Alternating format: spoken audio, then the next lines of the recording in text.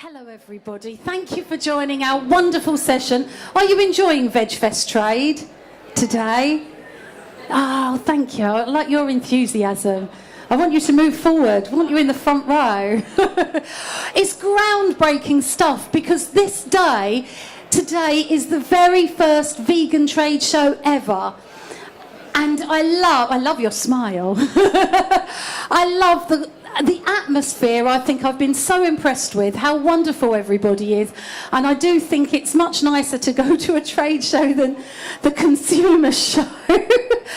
The consumer shows are wonderful, I love them, but it's just bonkers because we have 15,000 people here, so it's just exhausting and equally as fabulous. But I'm Karen Ridgers. I have the pleasure of looking after the publicity for VegFest, and I work with my own clients as well, and some of them are stall holders, I'm very blessed to say. And I help connect them to celebrities, I help get them in the media, and, you know, bring out their stories. Instead of paying for an advert, it's nice to read about clients and, you know, read about their stories, or hear them on radio, or even get them on TV. And because I work with a lot of vegan-friendly people, vegan-friendly products, it's even more exciting because I'm a passionate vegan and been vegan for 20 years, and I've never known a time like there is right now for the vegan movement and for plant-based diets. There's so much choice, and I think if you are somebody in the audience that is catering for vegans, or thinking about catering for vegans, you absolutely must. And not only that, you must shout about it as well, because you know, these lovely ladies may say the same, but excuse me. Vegans will be your PR company. They will tell everybody when they're looked after, when they've found new clothing, new products. They will tell everybody for you. And I don't know of any other type of person that would do that and be so proud. And today, this session is also about ethical vegan fashion, which I think is a fantastic topic, and I cannot wait to hear from our three experts here. The boys may join us later, we may let them in, we may not, but a couple of them, I think they've got stuck somewhere eating free samples or something. But I'm going to let the ladies introduce themselves. They've all got a fascinating story, so maybe we can just have a quick hello and then go on about, you know, exactly more about you. So let's start with Natalia at the end, who's brought in a piece of a tree, which is lovely. Do you want to see if that mic's on? You just need to flick the bottom. If not, you can have this one. I think it's working. Yes? Okay, I'm going to sit down. Should I stand up? Yes, you can stand up wherever you feel comfortable. Okay, hello everyone. My name is Natalia, co-director with my mum Jill at Watts Cork Limited, stand CO1 over at the corner. We are here today because we want to show you our marvelous, unique fashion accessories made from cork. And we are talking about the most mysterious material on Earth. It didn't come from Mars or from any other planet. We live in planet Earth. And actually, the cork of the bark is a bark that comes off the oak tree every 9 years, naturally. And that's what I'm going to talk about. Our company, our objective is to show what there is as an alternative to leather. We don't need leather. We can use cork. It is equally good. It's better than leather because we don't kill anything. We are actually helping the trees to regenerate, because the oak tree is the only tree in the world that actually regenerates its bark. So let's talk about it in a few more minutes. Thank you. Oh, and thank you very much for being here. Nice to see you all. I'm going to say sitting, if that's okay. I'm a bit shy. My name's Jay, and I'm the designer and founder of Viva La Vegan. We are a design-led, eco-ethical statement wear brand. Viva La Vegan was born 3 years ago, before which I was a designer for the high street. I designed for much of the UK and US high street brands. Speak a bit close. Oh, can you not hear me? That was my plan. Bugger. If it was on the designer catwalks, I knew about it, and I knew how to translate it into the mainstream. I lived and literally dreamed fashion.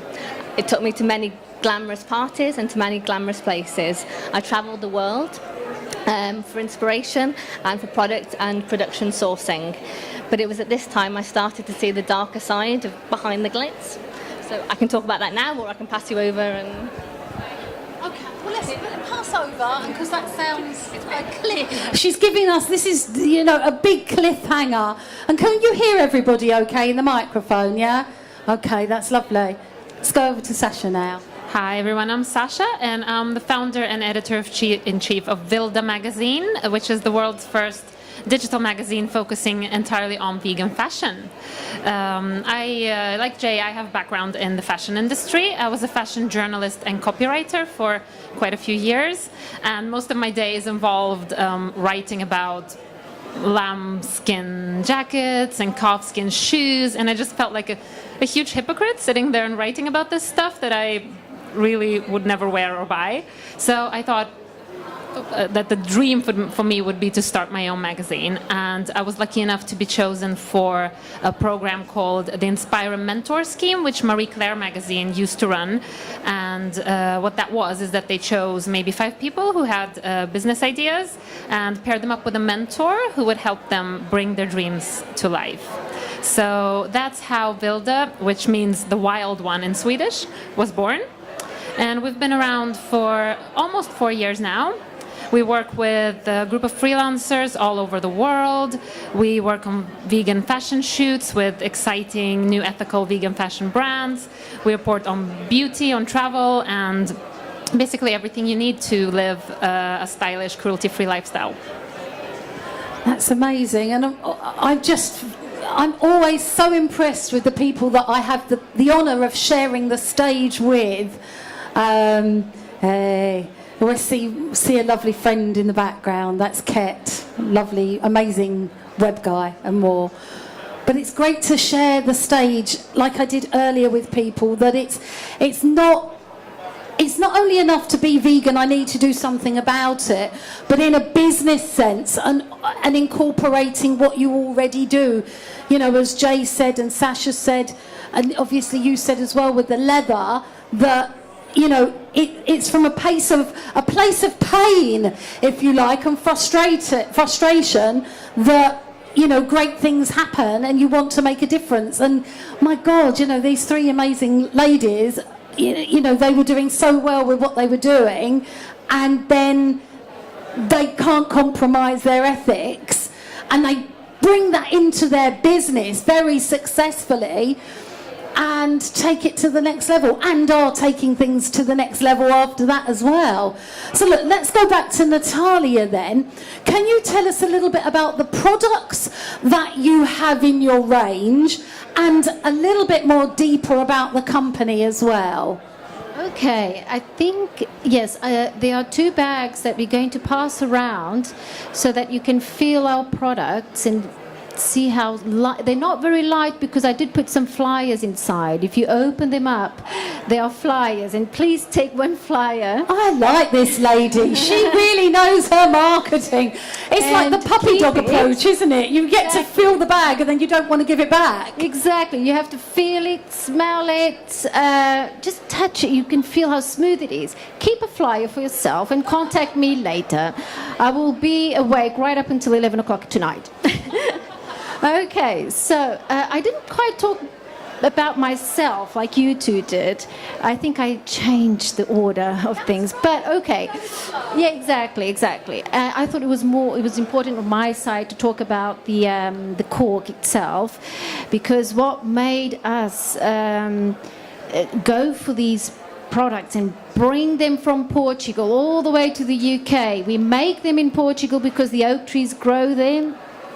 It is a Mediterranean tree, and 60% of the worldwide production is Portuguese. So we have in Portugal, Spain, Italy, Morocco, Algeria, but mainly in Portugal. I'm half Portuguese, half English. My mum's English, my dad's Portuguese. And to talk about the product, why? Because when I was living in Portugal, I lived most of my life there. We have these issues with fire. And Portugal is burning, actually, unfortunately, because of the EU money coming into the country to support eucalyptus trees. And the eucalyptus trees are like a bomb, for fire. That is like, you throw a cigarette, but then just evaporates the whole thing. Well, the cork oak tree, the Portuguese cork oak tree, is anti-inflammable. So it has these properties because the cork itself, if you look at the bark, the person looks at it and see what, it doesn't look very special. It is special. This is the only material that where you can combine all sorts of different qualities, such as it is impermeable to water, it's a acoustic and thermal insulator, it is anti-inflammable, so it is a barrier to fire. And we want to maintain the oak trees in our lands, on those arid soils of Portugal, because they do maintain the fires away. Funny enough, because it doesn't let the flame come up. There's no flame on this tree. So if there's a fire, these trees will support the forests. It will help the forest. And we have at least 200 unique species, very unique species, that go around the oak trees, that we need the oak trees to maintain these animal species and also lots of other insects. So this is probably one of my main objectives, is to show people that we don't want money from EU to maintain industry. We want to continue with our cultural side. So this is Portuguese culture. And we want to maintain this. We want more oak trees. So the more cork we sell, the more cork that is out there, and people are conscious about it, the more oak trees we will have. And our products are very special because they're all handmade. The bark is hand harvested from the tree with an axe, but we don't harm the tree because it's peeling off. It's like the tree is shedding its skin, peeling off naturally, and we just help take it off, and then it will regenerate for the next 9 years. So we have 9 years to go back to that tree and help it take the skin off again. It's very simple, and the trees grow right up to 200, 300 years old. And we only take the bark off when they are at least 25 years old. So no babies involved. Okay, and the products are exactly that, is this. And what we do, we boil the cork, and it goes on to other processes, which we can actually make it into fabric. And fabric you can dye. Cork is an excellent absorbent. So it absorbs sound, it absorbs dyes, it absorbs heat, cold. You can make your house warm. It's an insulator. I have cork flooring in my room. It's just really good. I just sleep on it. Well, so our products are extremely light. 50% of the volume, of the volume of cork is air. So it is the only solid material that when you compress it on one side, it would not increase in volume on the other side. So that's really important. It's natural to the touch. You use it, you wear it, it's anti-allergic. So if you have allergies to all sorts of other substances, cork won't do anything because it's natural. So our products are that. It's natural. We want to show the alternative. We want to show that we can have beautiful items, unique, and they are bespoke. We make them specifically for your needs. So if you want a bag that is green, we'll make it green. If you want a yellow pocket, we'll make it yellow. So the bags that are passing around, they're extremely soft, as you can see, extremely light. That is a pattern that we made for this collection for this year. Next year we can make something else. So we are here to say, yes, what do you need? Would you like files? So pens, card holders, coin purses, hats. I'm not going to say shoes. I don't want to make shoes for the UK, not for yet, because of due to sizes, but we can make anything. So cork, it is very flexible. It is versatile. You can have anything out of cork. We can cover your sofas with cork. At the moment, we are focusing on the fashion. So, but any questions, I'm here to answer them. Thank you. That's fantastic, thank you. I love the way Natalia speaks with such passion. She's obviously very enthusiastic about this. And as you said, we're looking at the ethical vegan side of things. Nothing has had to suffer or die for our shoes or, our bags, which, is just what it's all about here today. Exactly. It's just transposing what nature gives us. You see, so it's a gift from nature. We are just using what nature is giving to us is this bark, and it grows back. So it's sustainable. And what you will see with our products over the years, they will go slightly smoother and slightly darker in color. You can clean them with damp cloth washing up liquid, just great. And it will maintain for years and years. But you can see it aging due to the special cork characteristic. Because we age, cork ages. This is a very old piece of bark I picked up in the land there, just beneath one of the oak trees during summertime last year in Portugal. And this one was off the tree was about 150 years old. I can't use it. It's here. Can I just ask you quickly, what inspired you to look at this product in the first place? Why cork? Well, because I lived my life in Portugal. It is a family business, and I was connected to all the cork oak trees, and I actually worked for other companies in logistics. I'm specialized in logistics. I did a lot of logistics in my life, ex-military in the Air Force. And I just said, it's enough of this. I really just wanted to do something that I loved, and I know people within the industry. It's so Portuguese. Everybody knows everybody. Sure. And do you feel that there's a gap in the market in the UK? Because this is very new, isn't it, to have a cork bag? Yes. Well, it's been going on for decades in Portugal, actually, because it is cultural.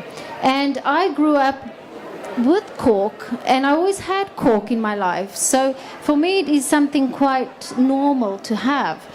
And because I always did my travels to England, into the UK, every year, because my mum's living in London, I just automatically gave a click and said, I know everybody, my cousins, my family are in the cork business. What am I doing working for others and straining my eyes, on a computer screen? And I want to do something more with my life. I want to do something that I feel that I'm being useful, and saying, look, this is useful. It's right in front of me, and why aren't I doing anything? So I did do a study in the marketplace in London first, and then the UK in general. And I did see there was a gap in the market, and actually it's very remote, actually. Not many people know about cork in the UK, and I thought it would be a really great idea to bring it here and show the different models. We can have one design, and I design as well, so I do have business management qualification, so I'm a business person, logistics person as well, so I did a lot of in my life, and I do design as well with my family, so it is a teamwork, and most of the models are my design. Just click, intuition, spontaneous, and we just put our sleeves up and get to work. That's what we do.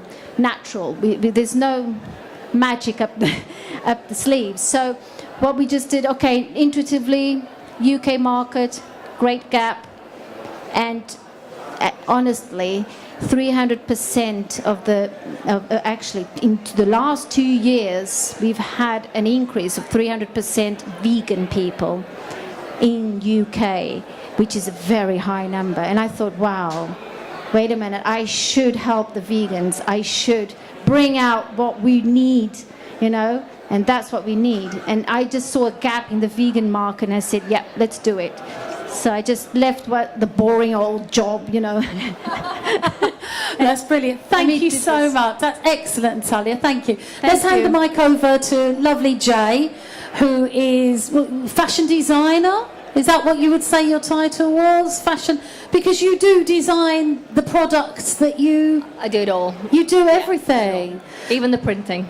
Not all of the printing for the T-shirts, but we have a reworked range which tries to address textiles going into landfill. So the UK has a massive issue with textiles going to waste. We throw away 1.4 million tonnes annually. So when you throw away a garment, you're not only throwing away the garment cost itself, but you're throwing away all the natural resources and the labour that went into it. So we actually throw away 1.4 million tonnes. Well, when you say we throw away clothes, is that physically we don't have this item and we put it in a dustbin? Because I don't think I've ever done that, unless it was just like really knackered. I tend to give my clothes to charity. That's another issue. But I know that is another issue, because isn't it? We're destroying textile industries abroad. So we think we're doing good. We give our items to charity. They don't sell always. And so they're bagged up, they're shipped abroad, and they just become somebody else's problem. Now, people over there, Haiti is a really bad place for this. We've destroyed their textile industry, their local textile industry, because people prefer to buy the cheaper second-hand industry rather than from their local manufacturers. So what's the answer to this? Buy less, which is against fashion industry really, but to buy less, to buy with thought, buy what you want. Don't get caught up with the fast fashion industry. When I started as a designer, there were 3 seasons annually. So you had spring, summer, autumn, winter, and a cruise collection. And what was the last one? A cruise collection, like a holiday collection. Oh, okay, yeah. But then the retailers soon worked out that what people weren't buying. You'd go into the shop, you'd see something, you'd try it on, you'd walk away, you'd come back with your mum, you'd try it on again, and you could do this for a couple of weeks. And so somebody thought, we need impulse buying. We need people to go into the shop to see it and to buy it without thinking, because if they don't buy it now, it won't be there tomorrow. And so now there are actually 52 seasons a year, with shops changing their Can you stores. just say that again? 52 seasons. There's 52 seasons of the year. So shops will buy smaller quantities, but they'll have new stuff in store every time. So every time you go in, there's something new. And if you put it to the changing rooms, you try it on and you put it back, it might go. So they give you this urgency that you have to buy it now. On the downside, a lot of that we don't love, because we've just bought it on impulse. We get it home, it doesn't fit, it's not right, it wasn't the colour we liked, and we bin it. And when we bin it, it lies in landfill for up to 200 years, decomposing. It releases methane, which we all know is a leading cause of greenhouse gases and global warming. And so we need to buy less, we need to reuse, we need to repurpose. And that's what we try to do with our vintage range. So we take vintage and pre-owned clothing, we wash it, we repair it, we screen print it, we give it a bit of love, a new life, and stop it going into landfill. We also have, I don't know if you've seen our military range, our ex-army surplus, which is my favourite. So we take garments that were made potentially with the purpose of combat, and we give them this message of love and compassion and veganism, which I love. It's fantastic. Can you tell everybody about the products that you actually have at the moment? What sort of fashion items are you focusing on? You've said about the military, but is that jackets or T-shirts? What else? T-shirts. So we have 2 ranges. We have our new range, which are T-shirts and organic T-shirts and organic bags. Some of those I have made bespoke in Turkey. Others I use eco companies that you'll be aware of, like Earth Positive and Salvage, where we use organic and recycled fibres. Some of them are recycled water bottles, actually.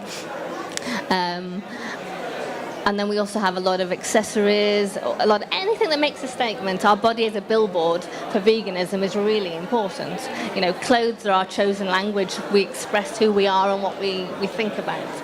So, I think, something that sort of just springs to mind about the ethical side, and Jay's obviously advocating, buy more selectively and don't buy as much. But we live in this age now of social media, and I mean, when I was growing up and in my 20s, I just about took a photo when it was someone's birthday, and they were very special, and you used to go to Boots and get your photos developed, and you got 24 or 26 or 24 or 36 or something, and it was on special occasions. But now we take photos all the flipping time. It could be when we're out, just on a regular night out, or the food that we're eating. But I'm thinking, has the social media impacted on this issue of ethical fashion and buying too much? Because, a young girl who's going out, she doesn't want to take the same selfie with the same outfit on. She doesn't want to take the same photo and then the next week take another photo and she's got the same clothes on. So I feel that social media must have had quite an awful impact on this issue. What do you think, Jay? We have all of these social influencers who do their hauls, their shopping hauls, and they buy en masse, and they're sponsored, and they encourage us to consume and to overconsume with things that we don't need, but we want it now. But we don't want it when we get it home. We just want it in the moment. It makes us feel rich, because fashion has become so cheap. It's become disposable, so it gives us a false sense of having value. But we can't afford our homes, we can't afford our houses, but we can afford a cheap pair of jeans. But all of this comes at a cost, and it doesn't come at the cost of the manufacturer. It comes at the people further down the line. So the people that grow the seeds, the people that sew the garments, they're the ones that are living in horrific conditions. I've been to India and seen people working in jean factories with really corrosive chemicals, for doing all your stonewashing and stuff, with no masks, with very little protection. I've seen dye stuff in factories pouring out of the factory straight into their water supplies. All of this we don't see. That's the true cost. That's the true cost of the clothes that we wear. One t-shirt takes 4,000 litres of water. We don't think of any of this when we throw it away, when we think it's disposable, when we think, it costs £4 from the high street. We don't think about the people that made it. We don't think about the farmers in India that are struggling because they're now buying GMO seeds, and they're locked into an agreement where they're actually committing suicide because they can't afford to buy next season's seeds and they can't get out of the chain. We as consumers really need to look at the industry, and we need to push brands to be responsible, and we need to take responsibility for what we buy. As vegans, we say for the people, for the planet, for the animals, and it needs to be the same for our clothes. We need to have the same value that we put onto our food for our clothing. I don't know if there's something Jay, Natalia or Sasha can sort of think about. Or maybe, I don't know if we know the answers, but where is more ethical than, where's the most ethical place that we can shop? Jay, do you know? It's getting better. There is something called the ETI standards, which is an ethical trading alliance that groups together NGOs and companies and tries to give a guideline so that we don't pollute, that we don't have child labour, that we don't have enforced working hours. But the problem is enforcing that. So you can, when I was a designer, you'd go to a factory, you'd put your order in. The problem is that the factory that you go around that looks all gleaming and shiny isn't the factory that makes it. They'll outsource it to somewhere down the road in somebody's backyard, and that's the problem. At the moment, there's very little visibility in the supply chain, and that's what we need to push for. The fashion industry needs a systemic change. We need to start from the bottom and demand that we have better rights for people. and better environmental practices. It's the second biggest industry polluter on Earth, second only to the oil industry. But you don't think about it. You don't think about it when you innocently hold up a T-shirt to buy it. But if you buy organic, and this is why we use organic, there are less chemicals involved. Generally, organic farmers are paid a fair living wage. And so your T-shirt isn't just about your slogan on the front. It's about the people. It's about the seed that was in the ground. It was about the sower that sowed it, and about the slogan. Thank you. That's lovely. Thank you, Jay. Let's pass the mic to Sasha. Is there anything you want to add that you've come across as your role as a journalist? Because we've got two designers here. What about your role as a journalist? Have you seen anything, come across anything, been sent any information that, you know, has surprised you or shocked you, or something you want to share? Well, I think there's a big difference between now and when I was just starting to look into maybe launching a vegan magazine. I think a lot of perceptions have changed within the industry itself, and also, talking to journalists when I was just starting out, and especially when doing job interviews, I would mention that I was writing for some vegan website, and I would get the question, "So you're vegan then?" And I would say, "Yes, I am." And I remember there was particularly one company where they thought it was so strange that I was vegan and I wanted to work in fashion. They acted like it was two things that were completely impossible to combine. And they would say, like, "But our clients, they love fur and they love snakeskin." And it was such an obvious thing for everyone to wear these things, and for no one to ever ask themselves the question of the journey that bag or shoe or coat had made before they saw it on the show, or it ended up in their wardrobes. Whereas now, I think that because of the internet and maybe information being more widely and freely available, and because of fashion brands wanting to take part in obviously the latest trends, and sustainability is, I know we don't want to call it that, but it is kind of a trend. It's a thing that's very talked about at the moment. So big fashion brands are starting to pay attention. Even Gucci last week, who announced they were banning fur. And big brands are starting to talk about sustainability and making a change and actually paying attention to where the clothing comes from. So I would say that on the whole, it's been a journey, and we're not quite there yet, but the change is slowly coming. Oh, that's brilliant. Thank you. Well, look, just, let's see if there's any questions. Yeah. Oh, yeah, okay, we'll have one. And then think about your questions, because this is going to be, the last chance you get to speak to these three gorgeous ladies. Just 1 minute, because what Jay and Sasha was saying, I'm just going to add that I did see, and according to a project that I did, I always had a passion for fashion and for textiles, and I did this project related to textiles and logistically. So I did the logistics about recycling textiles, recycling clothing, and it took me 4 years to do this project when I was studying a few years ago. And exactly what Joe was saying, it is really cruel what's happening, because actually when I did this investigation work, and it took so long, and when I showed this project back in Portugal, they basically just put it down on the shelf and pretended that it didn't exist, because I found out that all the textiles that they were saying that we were actually recycling, we're not only talking about Portugal but Europe mostly, because we are the largest consumer on the planet actually, after America. And all the clothing that was to be recycled all went to Africa to be washed, taken down. They took the dyes off so that they can resell white cloths, because it's more expensive. So they are polluting all the African rivers by taking all the dye away from all this clothing. And we are talking about human people to people that we all know about, the green containers. And we found this out when we were doing this project. And actually, I have to say this in public, and I've said it in public a million of times in Portugal, but nobody listens to anybody.